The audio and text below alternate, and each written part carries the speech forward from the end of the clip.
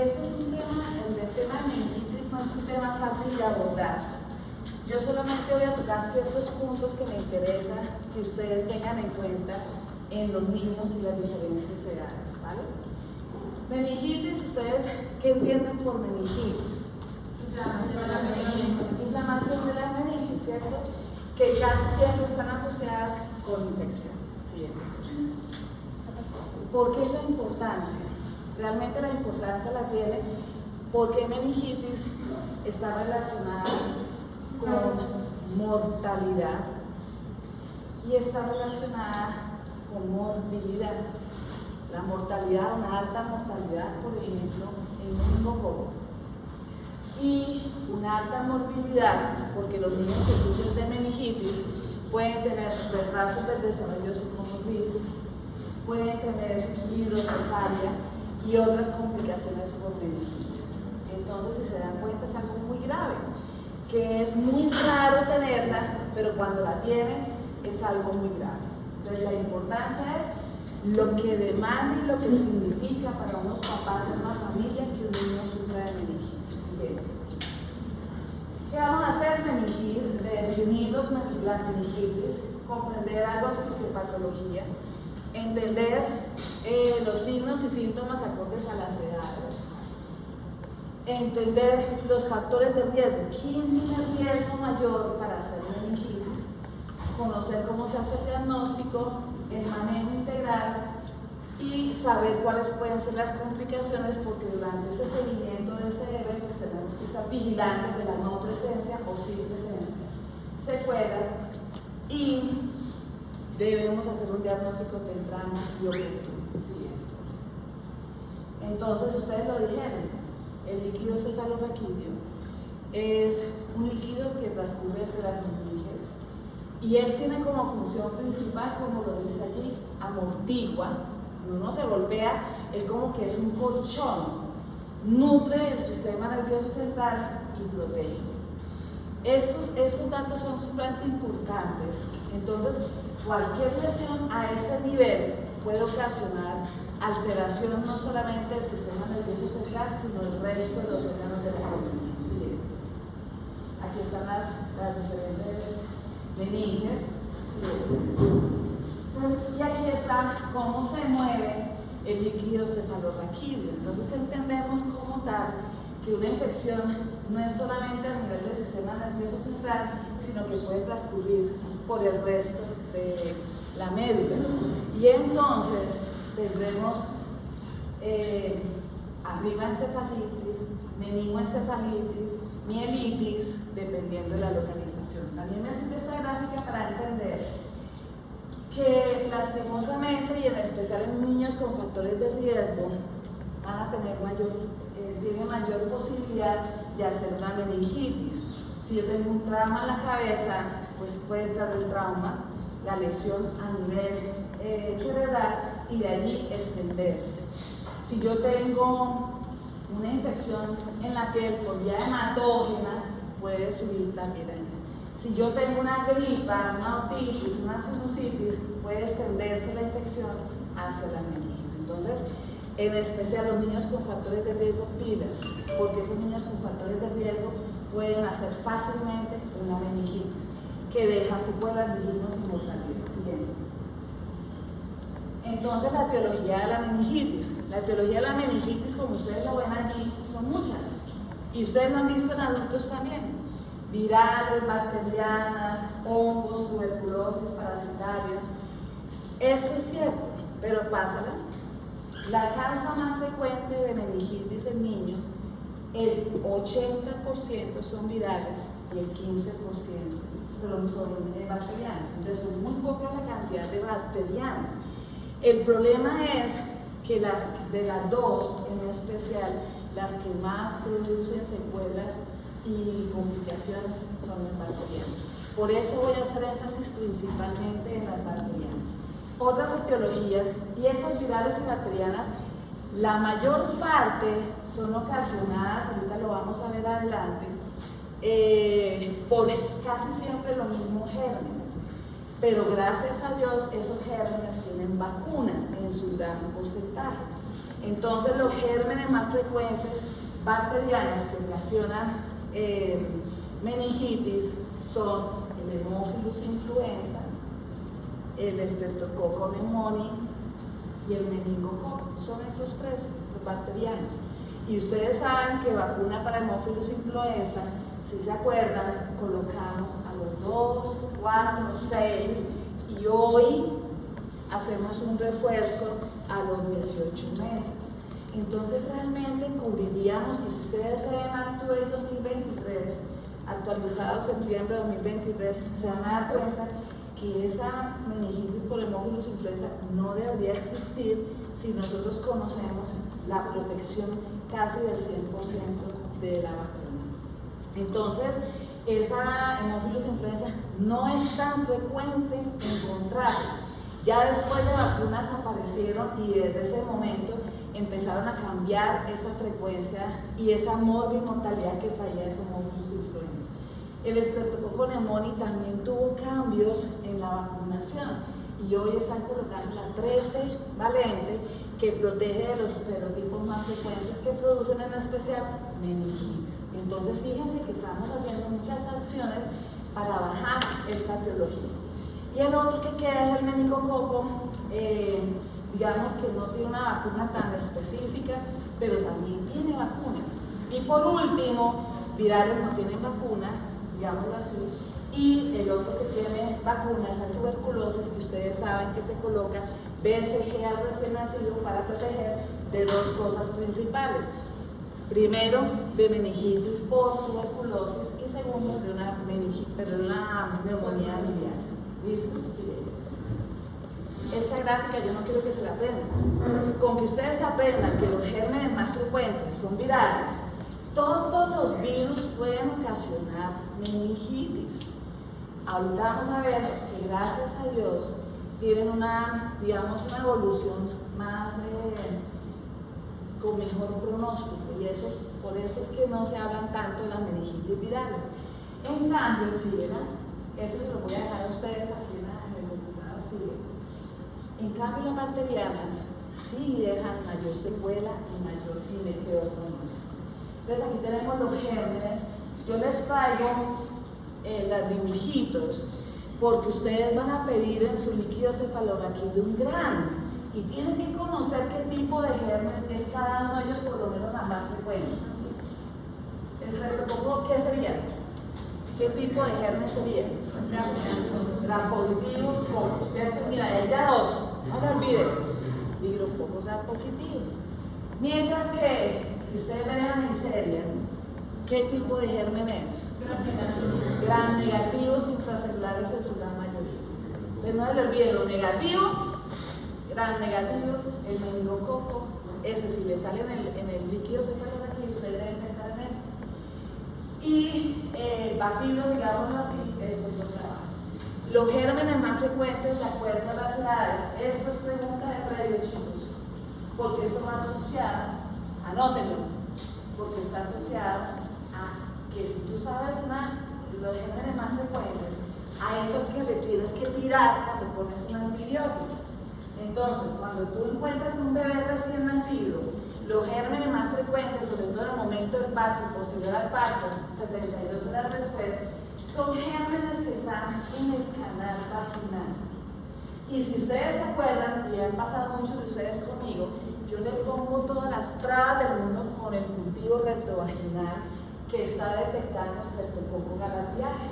Fíjense dónde está este bebito bicho. Ahí causando de meningitis. Esa meningitis en el recién nacido, como vamos a ver más adelante, es sepsis. Entonces, es el causante de la sepsis más frecuentemente temprana en el recién nacido. Otros gérmenes, si se dan cuenta, todo tiene que ver con el canal vaginal. Porque coli, ¿dónde están? En la cola. ¿Y dónde están las listerias monocitógenas? Igual, en las áreas urogenitales. Yo voy a adelantarme un poquito, excúsenme, pero si yo quiero darle ataque a estos tres gérmenes, yo voy a darle algo para gram positivos, gram negativos y ese gram positivo. O sea que yo tengo que darle darle 2 antibióticos porque no hay antibiótico que cura todo eso. Y por eso ponemos antibióticos de elección en meningitis, en sepsis neonatal temprana, ampicilina, gentamicina o ampicilina, amicacina. Listo, en primera instancia, que son los mismos gérmenes que atacan las infecciones por sepsis. ¿Listo? Ahora bien, entonces eso para ellos, de 1 a 3 meses, sigue habiendo el estreptococo y yo les he dicho a ustedes, coloniza el recién nacido hasta 3 meses. Entonces también puede ocasionar aquí. Por eso es que yo les diría que si se dan cuenta, menor de 2 o 3 meses, los antibióticos de elección serían una minoclócido y una ampicilina o una penicilina. Doctora, ¿sabe que los niños que nacen por cesárea tienen riesgo? Sí. Acuérdense que el estreptococo, para uno pensar que puede infectar al bebé, debe haber conjuntura de membranas o debe haber un trabajo de parto. Entonces, un niño nacido por cesárea tendría menos riesgo, pero tendría menos riesgo si tú le pones preventivo a la mamá, antibiótico profiláctico. ¿Listo? Ahora miren que de aquí en adelante, otros son los gérmenes que van a ocasionar la meningitis, en especial los lactantes y preescolares. Agreguen ahí los 3 que nombramos: estreptococo, hemófilus influenza y de última meningitis. Si ustedes se dan cuenta, si yo vacuno y tiene las dos primeras dosis de hemófilus influenza, casi que sale de esa lista y solamente sería estreptococo y meningitis. Pero si les pregunto al previo cuáles son los gérmenes más frecuentes, entre 3 meses y 3 años, ustedes van a repetir todos esos. En el adolescente ya no es tan frecuente estos gérmenes, primero porque tienen vacunas, segundo porque tienen ya un mecanismo inmune y ya viene como causante principal el Neisseria meningitidis. Y ustedes han escuchado por televisión, etcétera, que dentro de las vacunas que se están promoviendo en este momento para los adolescentes, ustedes, universitarios, es la Neisseria meningitidis. Bien. Entonces, vamos a hablar un poquito de fisiopatogenia. La fisiopatogenia para mí se resume en esa gráfica que tienen aquí. Una balanza donde tienes unos mecanismos de defensa del huésped versus unos factores de virulencia del germen. Yo lo pondría así, pero hay cosas que ese mecanismo de defensa empeora y es más bajito. Entonces, ¿qué pasa? Pasa la siguiente, por favor. Entonces, para que una bacteria, vamos a hablar solo de bacterias en este momento, colonice y forme la meningitis, primero debe tener esa bacteria en la vía respiratoria en su gran mayoría. En su gran mayoría. Produce la bacteria y luego se da los vasos sanguíneos del plexo coroideo y invade lo que son las meninges. Y con eso empieza la cascada de inflamación en respuesta a una infección que tiene a nivel del sistema nervioso central, pero esa respuesta inflamatoria y esa respuesta inmune es muy deficiente a nivel del líquido cefalorraquídeo. Por eso, si llega hasta acá, el germen, yo les aseguro que se multiplica así. Ahí sí, como dicen, en menos que canta un gallo. ¿Listo? Y entonces aquí, al llegar acá, división celular de esa bendita bacteria y empieza a producir ella misma una respuesta inflamatoria. A mí me interesa que se acuerden que hay una respuesta inflamatoria porque muchas de estas bacterias vamos a utilizar dexametasona o corticoides para desinflamar. ¿Listo? Sigue. Entonces coloniza el tracto respiratorio, esas son fases. O gastrointestinal o genital inferior, invasión del torrente sanguíneo, va hacia, sobrevive en el torrente sanguíneo, entra el espacio subaracnoideo por el plexus coroideo siguiente y produce la infección. Entonces, la vía respiratoria, ellos pueden vivir, por eso yo les dije a ustedes que el estreptococo coloniza, ¿sí? Se queda ahí y aprovecha algún momento de inmunodeficiencia de ese paciente. Invade, ¿cierto? Invade. Y la invasión tiene factores que empeoran la situación. Si es un fumador pasivo o si es fumador, el adolescente. alcohol la mamá embarazada. Infecciones virales previas están asociadas de una gripita, les dio una gastroenteritis y unos días después aparece la meningitis. Pacientes, por ejemplo, que no tienen vaso, recién nacidos, inmunosuprimidos o hay factores que predisponen genéticamente.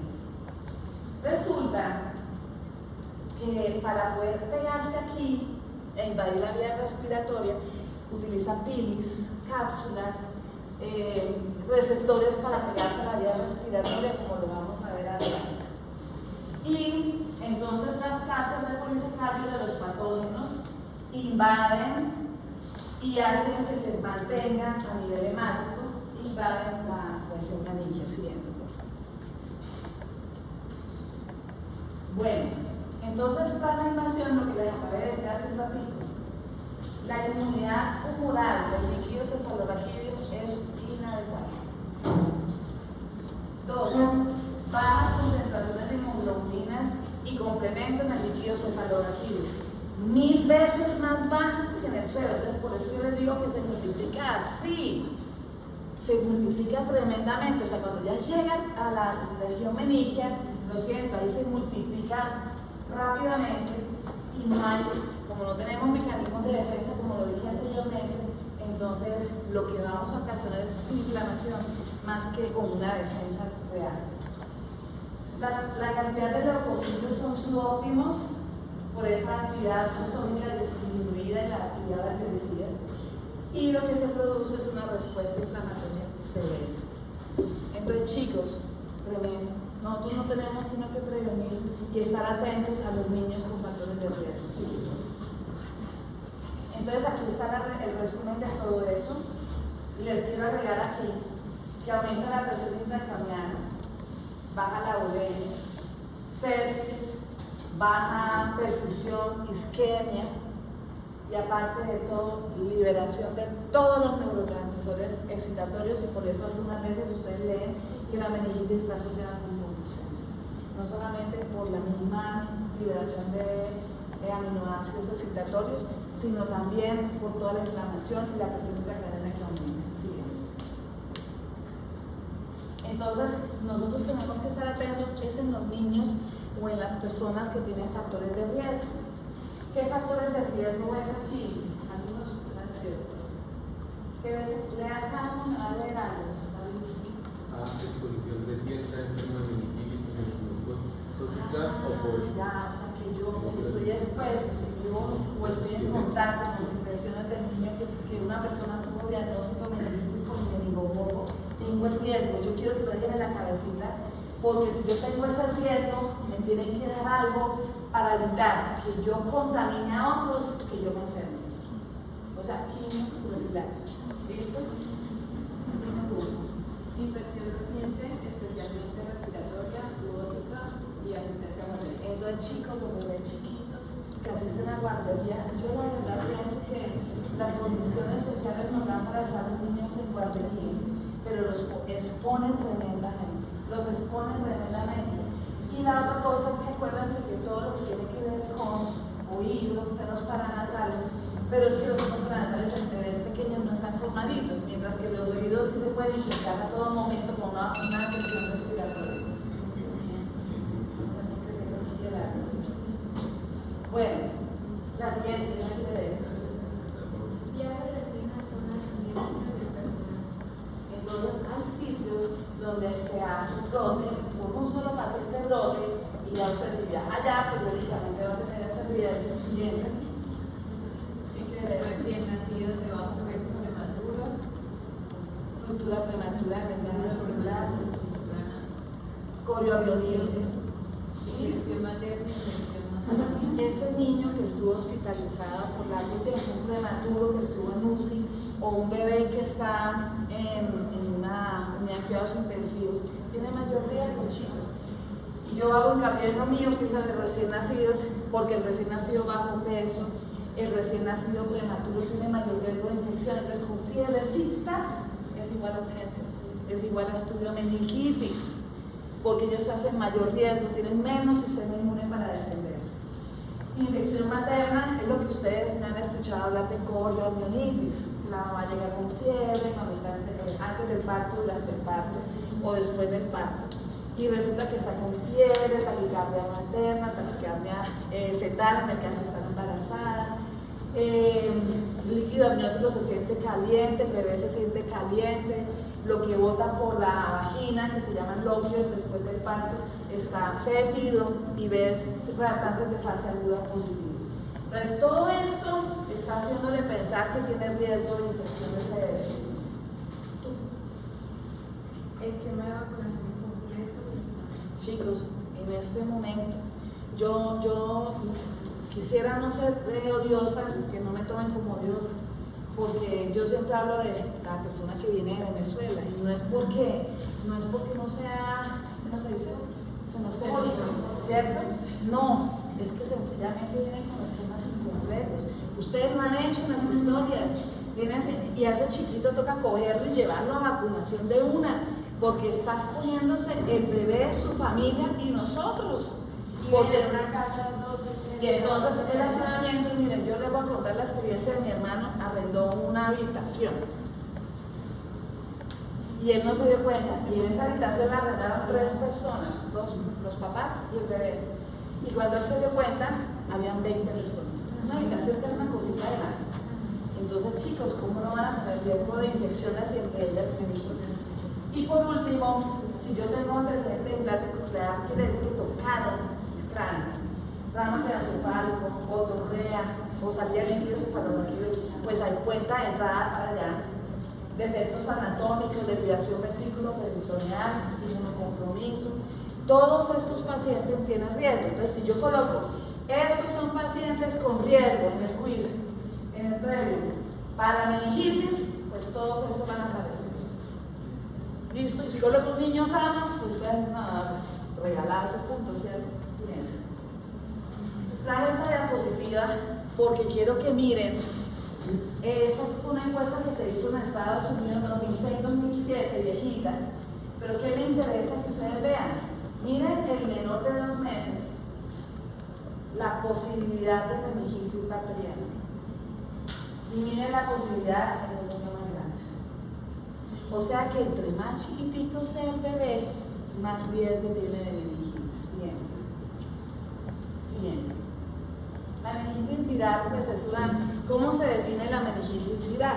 Se define como una enfermedad febril con signos y síntomas clínicos de irritación meningia, que ahorita lo vamos a ver adelante, con o sin disfunción neurológica asociada, pero que tú le haces punción lumbar, tomas líquido cefalorraquídeo y te sale negativo.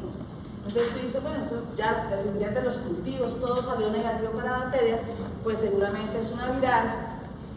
Y créanme que ese bebé tiene mejor pronóstico, una evolución más hacia la mejoría. Pero eso se trata. El tratamiento es mediante sostén, como lo vamos a ver adelante. Excepto herpes, que es el único y el recién nacidos. En la infección viral, solamente quiero recalcarles que ellos también adquieren la infección a nivel de la vía respiratoria. Fíjense que tan importante es la vía respiratoria, la vía oral y la vía hematógena en el caso de los recién nacidos. El virus se replica a nivel de la nasofaringe del intestino, se disemina en los órganos linfáticos, se produce la primera viremia y a través de esa primera viremia en los órganos hematopoyéticos se replica y se hace la segunda replicación. Pero aquí la diapositiva principalmente para que ustedes piensen que una infección viral del tracto respiratorio superior, sobre todo y casi la mayoría de los niños, es un foco de entrada para infección viral y bacteriana. Eso es lo que quiero concluir con el reloj. Bien. Síntomas. Entonces, hay unos pacientes que tienen un curso fulminante, y ustedes lo han escuchado con el meningococo, que empezó con sangrados y de repente súbitamente ese niño se murió. Es algo súbito, fulminante. Pero hay otros que van cantando poquito a poco, que es lo que vamos a ver adelante. La presentación depende de la etiología, el tiempo de evolución. evolución, la respuesta inmune, como dijimos en los factores de riesgo, y de la edad de los bebés siguientes.